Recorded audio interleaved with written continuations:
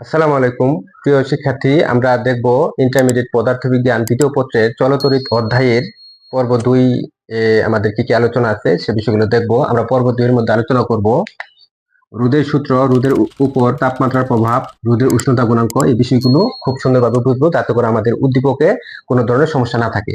আমরা শুরুতেই দেখব যে রোদের সূত্র। আমরা জানি যে কোনো পরিবাহীর রোধের ক্ষেত্রে আমরা জানি যে কোনো পরিবাহীর দৈর্ঘ্য যত বাড়বে রোধ তত বাড়বে।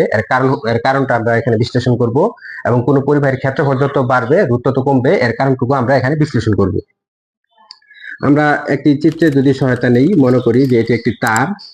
এই তারের এই প্রস্থের ক্ষেত্রফল আমরা যদি ধরে নিই এ, এবং এই তারের দৈর্ঘ্য আমরা ধরে নিলাম এল, দৈর্ঘ্যকে যদি আমরা এল হিসেবে ধরে নিই, এবং এটি ক্ষেত্রফল যেহেতু এ, এই পাশে ক্ষেত্রফল কিন্তু এ সমান, অর্থাৎ এক্ষেত্রে কোনো পরিবাহী তারের এই দৈর্ঘ্য যদি বেশি হয়, এই দৈর্ঘ্যটা যদি বেশি হয়, তাহলে এখানে কিন্তু অনুপরমাণু সংখ্যাগুলো কিন্তু বেশি আছে, অর্থাৎ দৈর্ঘ্য যত বাড়বে এই অনুপরমাণু সংখ্যা তত বেশি থাকবে। আর অনুপরমাণু সংখ্যা তত বেশি থাকবে, যখন ইলেকট্রন আসবে এই ইলেকট্রনগুলো কিন্তু ওই অনুপরমাণুগুলোর সঙ্গে বারবার সংঘর্ষ ঘটবে, এবং বারবার সংঘর্ষ ঘটার কারণে ইলেকট্রন চলাচলে কিছুটা বাধাপ্রাপ্ত হবে, অর্থাৎ রোধ বেড়ে যাবে। আমরা জানি যে পরিবাহীর যে ধর্মের জন্য তার ভিতর দিয়ে ইলেকট্রন প্রবাহ বা তড়িৎ প্রবাহ বাধাগ্রস্ত হয় তাকে কিন্তু আমরা রোধ বলি। তাহলে এক্ষেত্রে যেহেতু দৈর্ঘ্য তত বাড়বে, এক্ষেত্রে এই পরমাণুর সংখ্যা তত কিন্তু আমাদের বাড়বে।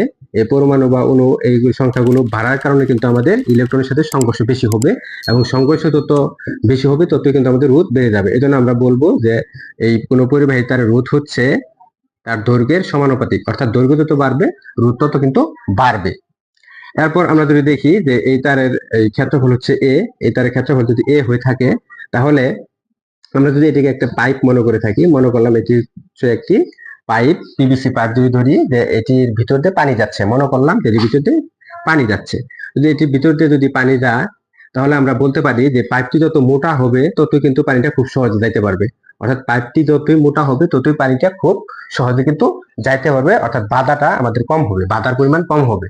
এই জন্য আমরা বলতে পারি যে ক্ষেত্রফল যত বাড়বে, এই তারের ক্ষেত্রফল যত বাড়বে, অর্থাৎ তারটি যত বেশি মোটা হবে তত কিন্তু তার এই ক্ষেত্রফল বাড়ার কারণে বাধাটা কিন্তু কমবে, অর্থাৎ এই ক্ষেত্রে ইলেকট্রনের বাধা হচ্ছে কিন্তু এই ক্ষেত্রে রোধ, অর্থাৎ এই তারের রোধটি কিন্তু কমবে, কারণ ক্ষেত্রফল যত বাড়বে এটি তারটি যত মোটা হবে তত কিন্তু তার রোধ কমবে, কারণ বাধাটুকু কমবে। এই জন্য আমরা বলতে পারি যে রোধ হচ্ছে কোনো তারের ক্ষেত্রফলের ব্যস্তানুপাতিক।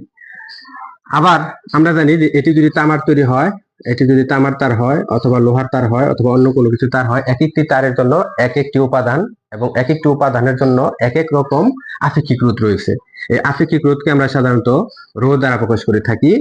আর সমানুপাতিক এল, আর সমানুপাতিক 1/a, এই সূত্র দুটিকে যদি আমরা একত্রিত করি, এই সূত্র দুটিকে যদি আমরা একত্রিত করি তাহলে আমরা লিখতে পারবো আর সমানুপাতিক এল ইন্টু 1/a, এটা আমরা লিখতে পারবো।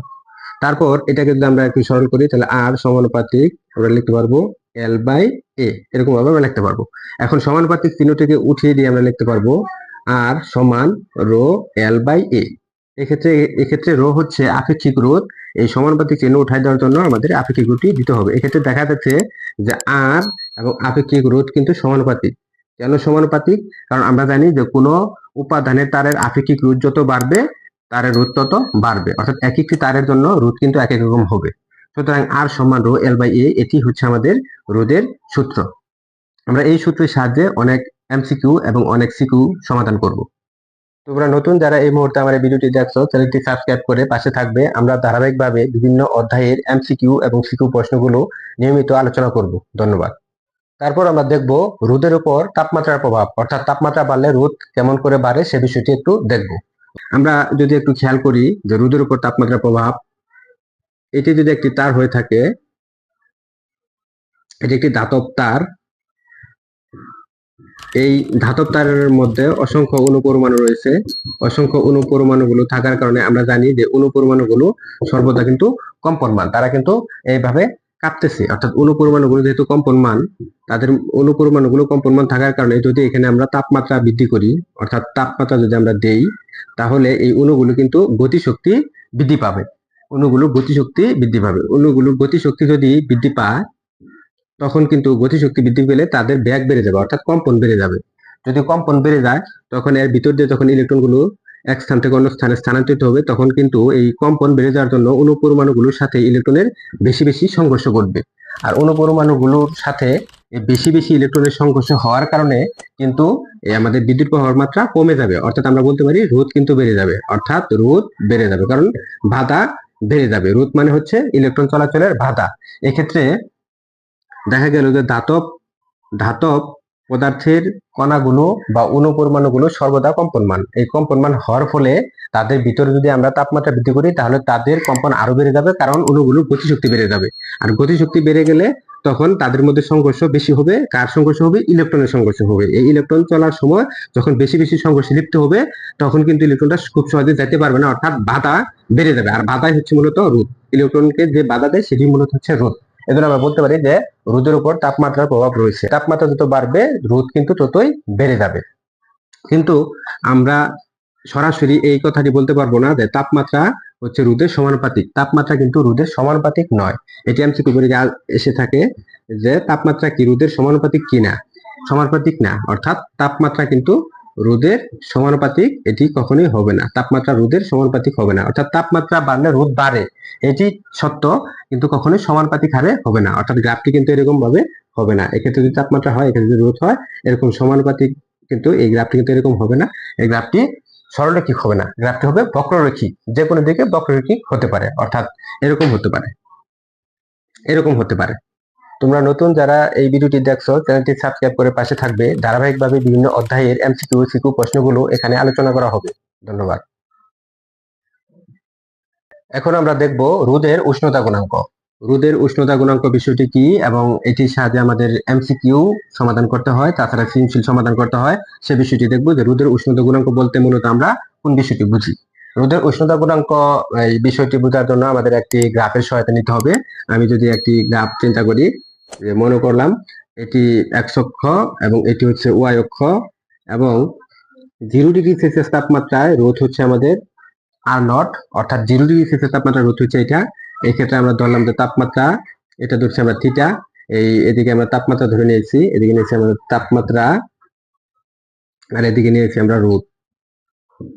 এক্ষেত্রে 0°C তাপমাত্রার জন্য রোধ হচ্ছে এটা, এবং θ°C তাপমাত্রার জন্য রোধ কিন্তু এটা। অর্থাৎ এখান থেকে যদি আমরা এইভাবে লম্বটা নিই তাহলে θ°C এর জন্য রোধ হচ্ছে আর থিটা। এখন আমরা বলতে পারি যে 0°C তাপমাত্রার যে রোধ সেটা আর নট, এবং θ°C তাপমাত্রার রোধ হচ্ছে আমাদের আর থিটা। অর্থাৎ তাপমাত্রা যতই বেড়েছে রোধ কিন্তু ততই বেড়েছে, অর্থাৎ তাপমাত্রা বাড়ার কারণে রোধ কিন্তু আর থিটা হয়েছে। এখন আমরা বলতে পারি যে আর নটের জন্য, অর্থাৎ যখন রোধ আর নট ছিল, আর নট থেকে রোধের বৃদ্ধি হয়েছে আমাদের আর থিটা। এক্ষেত্রে আমরা বলতে পারি যখন রোধ আর নট ছিল, আর নটের জন্য বৃদ্ধি হয়েছে আমাদের R theta minus R not. অর্থাৎ রোধ শুরুতে ছিল আমাদের আর নট, অর্থাৎ আর নট রোধ থেকে তাপমাত্রা যখন থিটা হয়েছে তখন রোধ বেড়ে হয়েছে আর থিটা। এক্ষেত্রে আর নট রোধের জন্য রোধের বৃদ্ধি হয়েছে আমাদের এতটুকু, অর্থাৎ এটাকে বলতে পারি আমরা আর নট রোধের জন্য রোধের বৃদ্ধি হচ্ছে R theta minus R naught. তাহলে একক রোধের জন্য রোধের বৃদ্ধি হচ্ছে আমাদের R theta minus R naught divide হচ্ছে আর নট। এটা হচ্ছে একক রোধের জন্য রোধের বৃদ্ধি।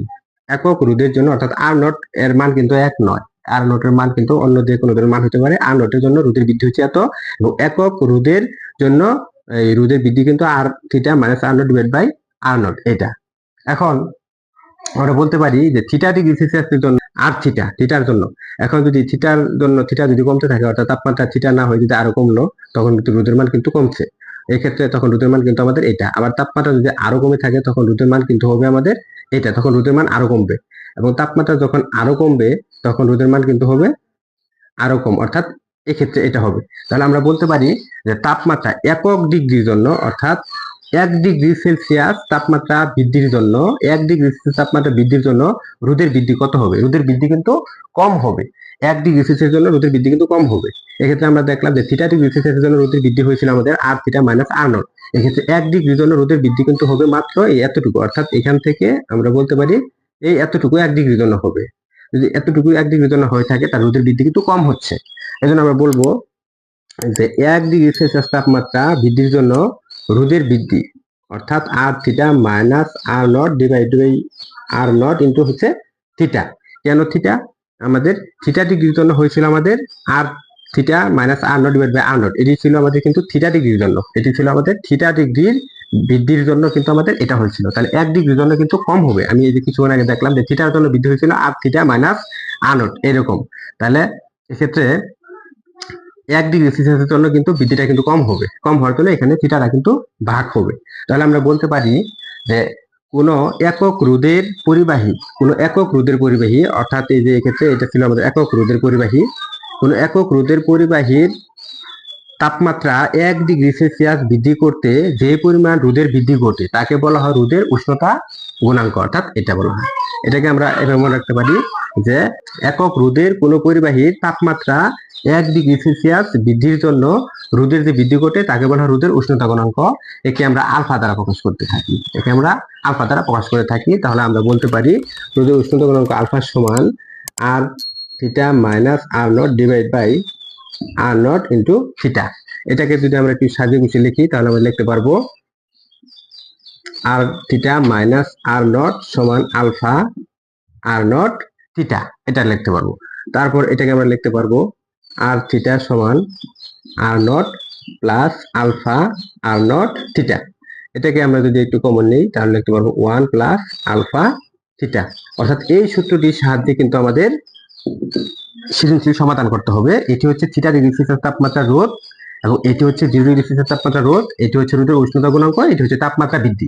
এখন আমাদের যদি তাপমাত্রা দেওয়া থাকে যে 0 ডিগ্রি সেলসিয়াস তাপমাত্রা রোধ যদি দেওয়া থাকে আমরা কিন্তু 25 ডিগ্রি সেলসিয়াস বা 30 ডিগ্রি যে কোনো তাপমাত্রা রোধ কিন্তু এই সূত্রের সাহায্যে আমরা বের করতে পারবো।